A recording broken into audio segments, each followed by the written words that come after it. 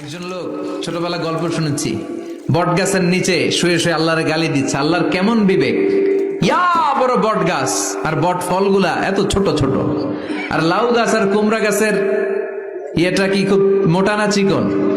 চিকন হয়ে এরকম বেড়ে ওঠে লাউ গাছ। লাউ গাছরে দিল আল্লাহ এত চিকন করে, ফল দিছে এত মোটা। আর এত বিশাল বড় বট গাছ, এটার ফল হলো এত ছোট। তো আল্লাহর গালি দিতে দিতে কোন সময় যে ঘুমাই গেছে নিজেও জানে না।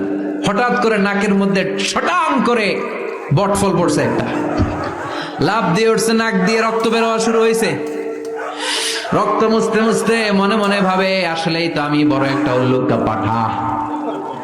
আজকে এই বট গাছের মধ্যে যদি লাউয়ের মতো ফল দিত, কুমড়ার মতো ফল দিত, আমার নাকের উপরে ওই লাউ আর কুমড়া বললে আমি থাকতাম না, আমি বিদায় হয়ে যেতাম, মক্কা পেয়ে যেতাম, ঠিক কিনা?